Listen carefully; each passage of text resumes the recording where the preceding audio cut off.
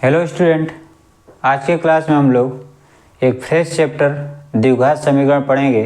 कितने टाइप के क्वेश्चन आते हैं बोर्ड एग्जाम में ये जाना जाएगा। तो आज के क्लास में हम लोग टाइप फर्स्ट का क्वेश्चन पढ़ेंगे। तो क्वेश्चन क्या बनता है, चैप्टर है द्विघात समीकरण। द्विघात समीकरण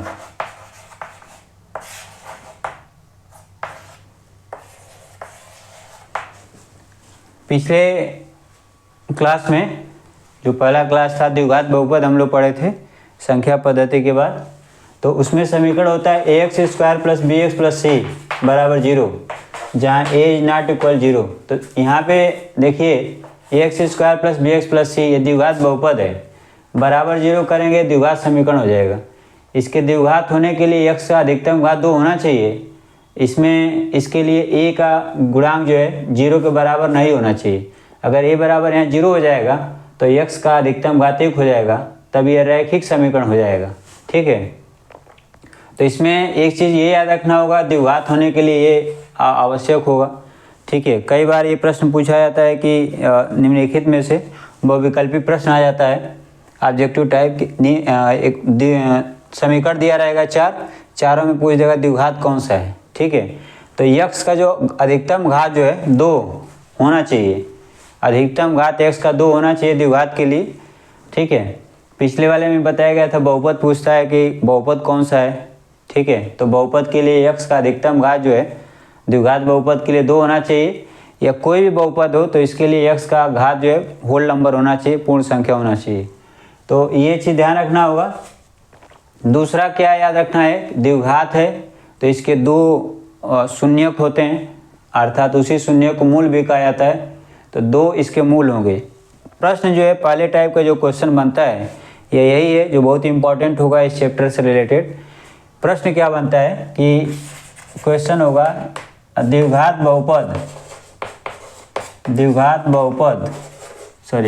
समीकरण ax square plus B X plus C बराबर 0 के मूल ज्ञात कीजिए, के मूलों को ज्ञात कीजिए।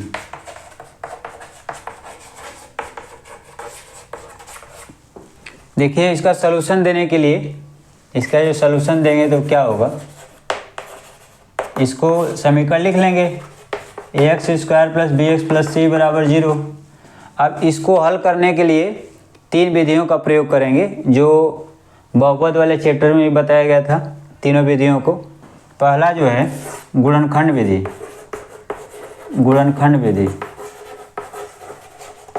दूसरा पहला गुणनखंड विधि, दूसरा जो है वर्ग समीकरण बनाकर, ठीक है, यानी वर्ग बनाकर, और तीसरा श्रीधराचार्य के सूत्र से।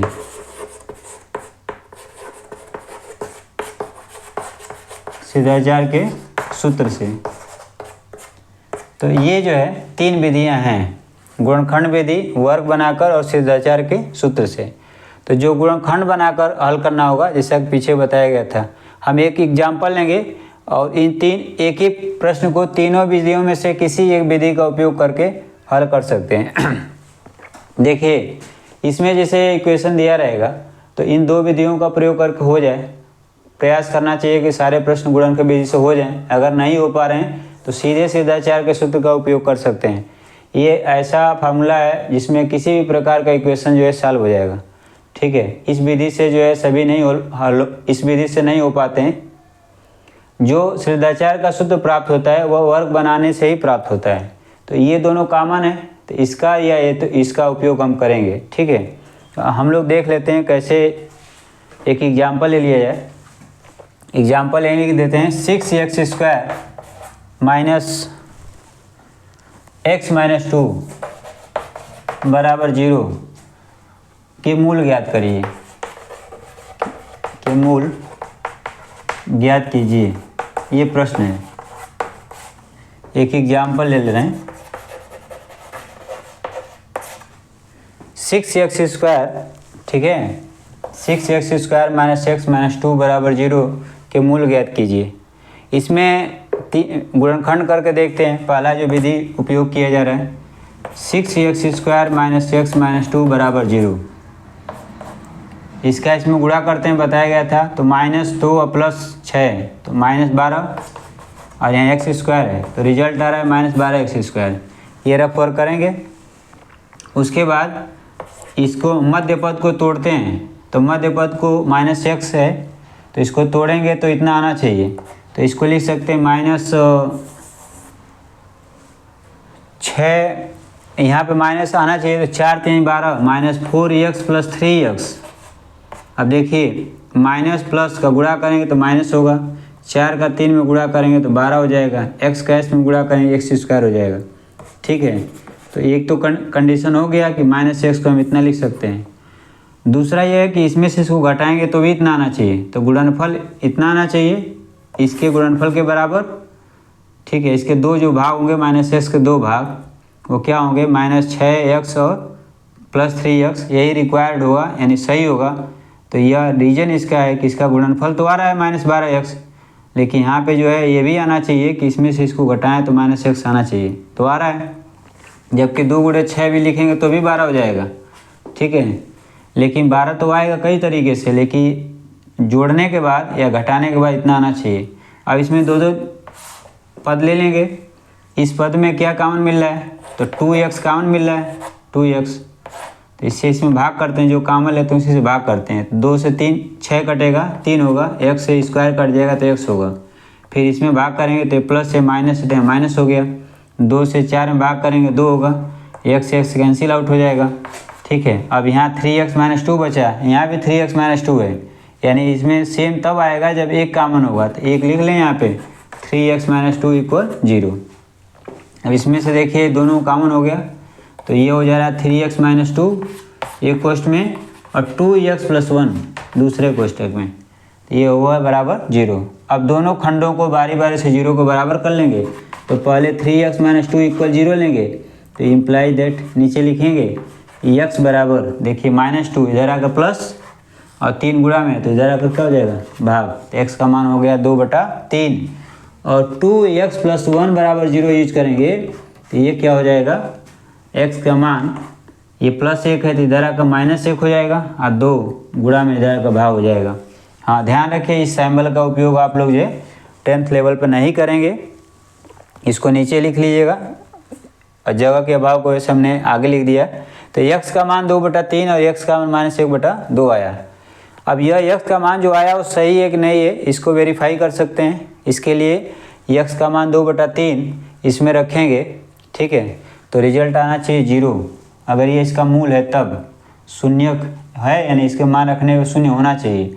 तो यह है देखिए 6 × x का मान 2/3 का वर्ग -2/3 - 2 = 0। तो ये हो जाएगा 6 × 2 का वर्ग 4 और 3 का वर्ग 9 -2/3 - 2 = 0। अब ये जो है 3 से ये कट जाएगा तो ये हो जाएगा 3 दूना 6, 2 चौको 8 और ये हो जा रहा है और ये 3 3 के 9 -2/3 - 2 = 0 आना चाहिए। तो यहाँ पे देखा जाए तो ये समान है, तो 8 में से 2 घटेगा 6, 6/3, 3 दूना 6 तो 2 - 2 क्या आ जाएगा 0। तो ये रिजल्ट आ जा रहा है 0 = 0 हो जा रहा है, यानी left hand side right hand के बराबर है। ऐसे ही -1/2 यहाँ रखेंगे तो यहाँ माइनस का वर्ग प्लस हो जाएगा और 1/2 का स्क्वायर करेंगे तो 1/4 होगा, तो 6/4 यहाँ माइनस रखेंगे तो +1/2, तो 6/4 + 1/2 और -2। तो देखिए यहाँ पे आ जाएगा 3/2 और +1/2 - 2। तो इसको हल करेंगे, एलसीएम समान है यानी हर समान यहाँ जुड़ जाएगा, तो 3 1 4 4/2, 2 दूना 4, 2 में से 2 घटेगा 0 हो जाएगा। ठीक है, तो इस तरह से ये इसका सलूशन दिया जाएगा, अर्थात यह दोनों मान x को संतुष्ट करता है, इसलिए यह दोनों मान सही है। आप चेक कर सकते हैं, गलत होने की भी संभावनाएं नहीं होती हैं। इसी को इक्वेशन को गुणनखंड विधि से हल किया गया, वर्ग बनाकर कैसे हल करते हैं। ठीक है, देखिए, हाँ अंडरलाइन वगैरह आप सलूशन देते समय नहीं लगाएंगे। आइए हम लोग इसको वर्ग बनाकर कैसे हल करते हैं ये चेक कर लें। इसके लिए क्या करते हैं, वर्ग बनाकर हल करने का तरीका, हाँ इसका और ये दोनों मेथड सेम है, तो आप इसका प्रयोग करें या तो इसका प्रयोग करें। ठीक है, तो इसको छोड़कर इसी को बता रहे हैं। इतना बराबर 0 की तुलना ax² plus bx plus c बराबर 0 से करने पर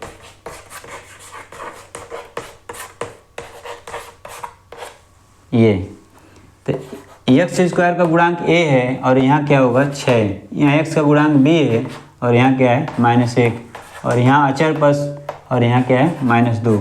ठीक है, ए बी और सी का मान निकल गया। ठीक है, ए बी सी यहाँ तुलना इससे करने की क्या आवश्यकता है, ये अवश्य लिखेंगे इससे तुलना करने पर दिए हुए समीकरण का, द्विघात समीकरण का तुलना मूल द्विघात के व्यापक समीकरण जो है, जो यहाँ लिखे थे, इस द्विघात के व्यापक समीकरण से तुलना करेंगे तो इतना आ जाएगा। क्यों किया जाएगा, क्योंकि सीधाचार का सूत्र होता है x बराबर -b plus minus under root b² - 4ac upon 2a।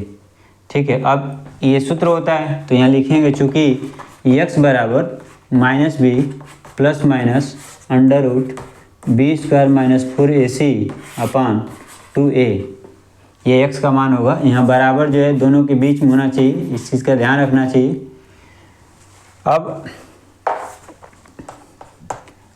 अब ये सूत्र जब लिखेंगे तो हमको ए बी सी की रिक्वायरमेंट होगी। इस रिक्वायरमेंट को पूरा करने के लिए इसका कहाँ से प्राप्त होगा, तो इसका इससे तुलना करेंगे तो ए बी सी का मान प्राप्त हो जाएगा। अब यह ए बी सी का मान यहाँ रख सकते हैं, इसलिए यहाँ इस स्टेप को लिखना बहुत आवश्यक होगा। ठीक है, उसके बाद क्या करेंगे, b का मान है -1, यहाँ b का मान -b पहले ही से है, तो यहाँ -1 रखेंगे तो +1 हो जाएगा, plus minus under root b का मान -1 है तो माइनस, यह तो यहाँ रख लें -1 का वर्ग, और यहाँ -4, a का मान 6 है तो गुणे 6 और गुणे c का मान माइनस है, तो जब भी माइनस होगा तो ब्रैकेट में लिखें ताकि कोई मिस्टेक ना हो। अब जो है 2a का मान 6 है, ये x का मान हो गया। ठीक है, अब यहाँ लिख देते हैं x बराबर, देखिए +1, यहाँ ±1 है तो 1 ± -1 का वर्ग प्लस 1, यहाँ माइनस माइनस गुणा हो जाएगा, चिन्हों का पहले गुणा करते हैं तो प्लस हो जाएगा, 6 चौके 24 दूना 48, और 48 और -1 का वर्ग प्लस तो 49, तो ये हो जाएगा कड़ी में 49 बटा 6 दूना 12, x बराबर 49 7 का वर्ग होता है, यानी इसका वर्गमूल 7 होगा, तो 1 ± 7/12 ये मान हो जाएगा। अब x के चूँकि बताएं यहाँ द्विघात समीकरण है तो 2 मूल होगा। ठीक है, तो एक बार प्लस लेंगे एक बार माइनस लेंगे, तो प्लस चिन्ह लेने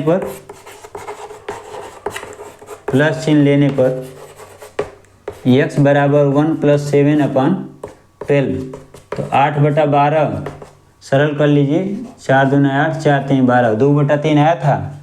ठीक है, माइनस चिन्ह लेने पर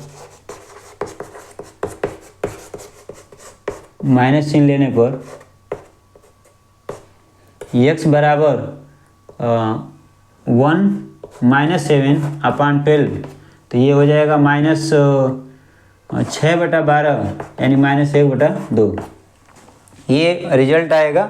ये दोनों मान जो होंगे x के इस विधि से निकाल सकते हैं। तो ये बताए इसके हल करने के 3 विधि है, 3 में से आप तो गुणनखंड विधि जो मध्य पद को तोड़कर किया जाता है, सीधाचार के सूत्र से जो किया जाता है, ये 2 तरीका है। इसके अलावा कोई तरीका अप्लाई करने की आपको ज़रूरत नहीं पड़ेगी। प्रयास करें इससे हो जाए, नहीं इससे हो रहा है तो सारे प्रश्न को इससे हल कर सकते हैं। ठीक है, तो यह एक टाइप का क्वेश्चन होगा द्विघात क्वेश्चन भी आप याद रख सकते हैं बिल्कुल, जो यहाँ लिखा गया है कि द्विघात समीकरण दिया रहेगा ऐसे और इसके मूलों को ज्ञात करना होगा। द्विघात है तो चूँकि 2 ही मूल होता है। ठीक है, तो दो मूलों का दोनों को ज्ञात करने की यहाँ विधि है, या तो सूत्र का उपयोग करके हल कर लीजिए या तो गुणनखंड मध्य पद को तोड़कर हल कर लीजिए। ठीक है, अब इस पर जो दूसरे टाइप का क्वेश्चन बनता है वह क्या बनेगा, तो वह इबारती प्रश्न होंगे। जैसा कि दो चर वाले रैखिक समीकरण बताया गया था, तो समीकरण दिया था तो हल करना था, उसी तरह से इसमें क्या होगा, द्विघात समीकरण दिया नहीं रहेगा, कोई इबारती प्रश्न होगा। ठीक है, उसको द्विघात बनाना पड़ेगा। द्विघात बनाने के बाद फिर यही विधि का हल उपयोग करके हल करेंगे, या तो गुणनखंड विधि मध्य पद को तोड़कर या सिद्धाचार के सूत्र से। तो यही एक टाइप का क्वेश्चन मैंने दूसरा बनेगा। तो इसमें जो है दो क्वेश्चन होंगे, दोनों में से कोई एक आएगा या दोनों पूछ देता है। ठीक है, और तीसरा जो टाइप का क्वेश्चन इसमें बनता है, देखिए ये इसके मूल किस प्रकार के हैं, यानी मूलों के प्रकृति बताने के लिए हमको b² - 4ac पता होना चाहिए, यानी यहाँ भी ABC की ज़रूरत है। तो दिए हुए समीकरण का इससे तुलना करके ABC का मान निकालेंगे, और b² - 4ac का मान, जैसे कि यहाँ b² - 4ac का मान आया था 49, इसका वर्गमूल 7 है। ठीक है, तो ये पॉजिटिव नंबर है, तब क्या होगा, निगेटिव होगा तब क्या होगा, शून्य भी हो सकता है। तो इससे जो है b² - 4ac का जो मान होता है, इसको विविधकर भी बोलते हैं। विविधकर कैसे कैलकुलेट किया जाएगा, तो इस चैप्टर का लास्ट क्लास होगा, उसमें तीसरा क्लास होगा।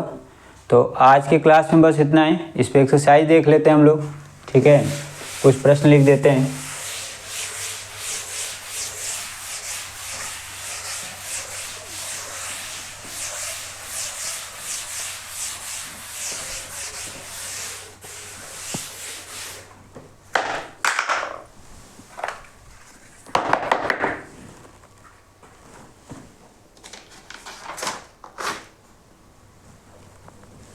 क्वेश्चन है,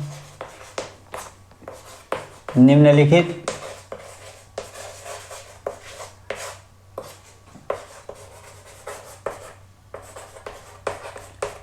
समीकरणों के मूल ज्ञात कीजिए।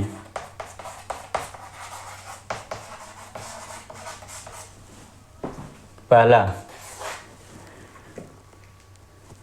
√3 √2x² + 7x + 5√2 = 0। दूसरा 9x² - 3x - 2 = 0। तीसरा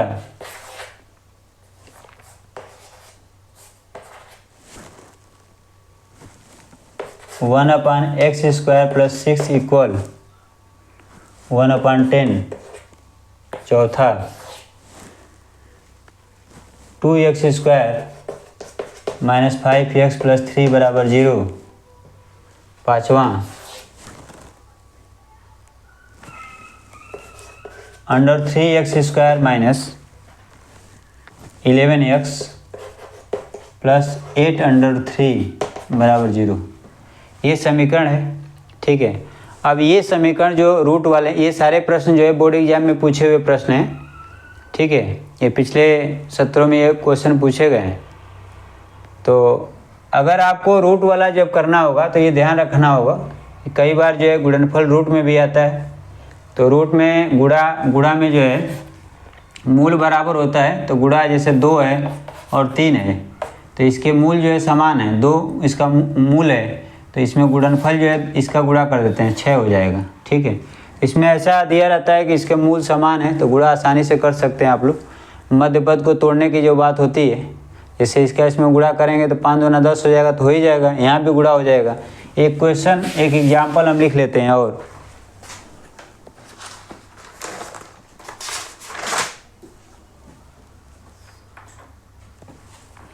एक क्वेश्चन एग्जाम्पल ले लेते हैं हम लोग।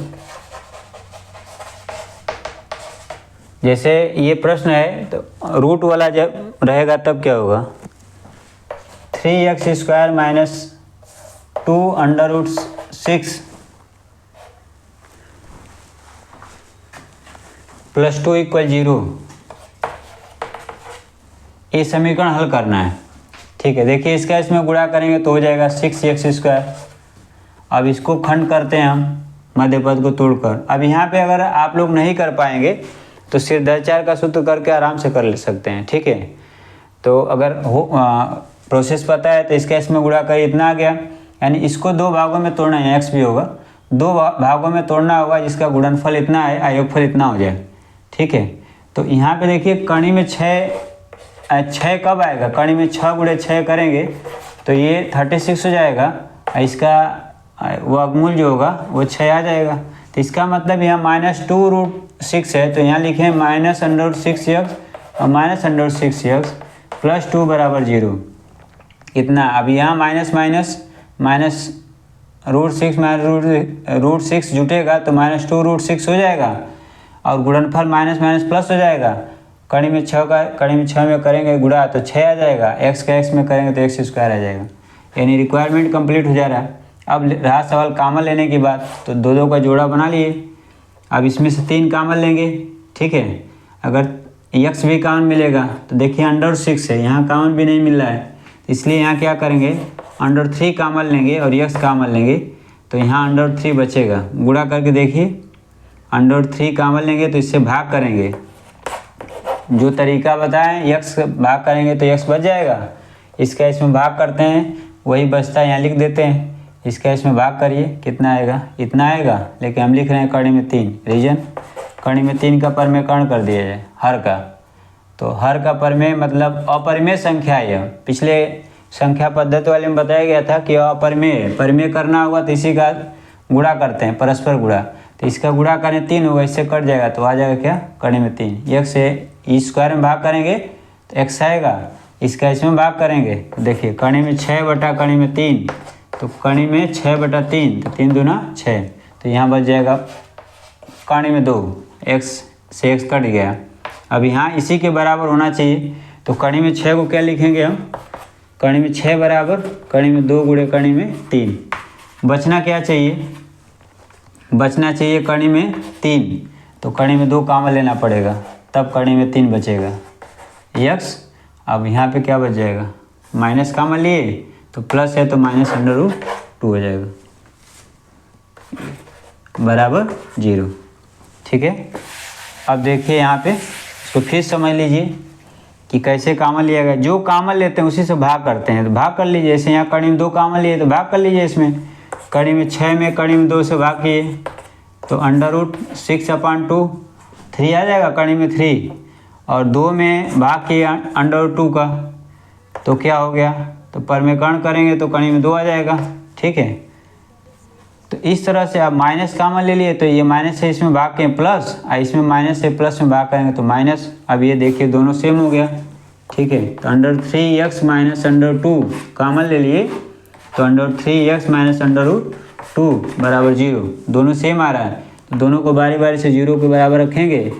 तो √3x - √2 बराबर 0 इम्प्लाई दैट x बराबर, ये माइनस है इधर आकर प्लस हो जाएगा, ये गुणा में इधर आकर भाग हो जाएगा, ठीक है। या यहाँ लिख सकते हैं 2/3। तो x का मान √2/3, इससे भी x का मान क्या आएगा, √2/3 आएगा, ठीक है। तो इस तरह से x के दोनों मान बराबर आ रहे हैं। तो ये भी एक उदाहरण हो गया,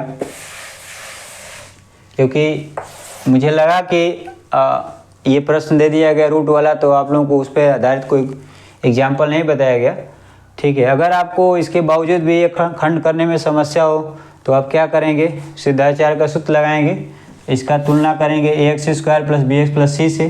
तो a का मान जो है 3 होगा, a बराबर 3, b का मान -2√6 और c का मान 2, और फिर फार्मूला लिखेंगे और उस फार्मूले में रख के हल कर देंगे।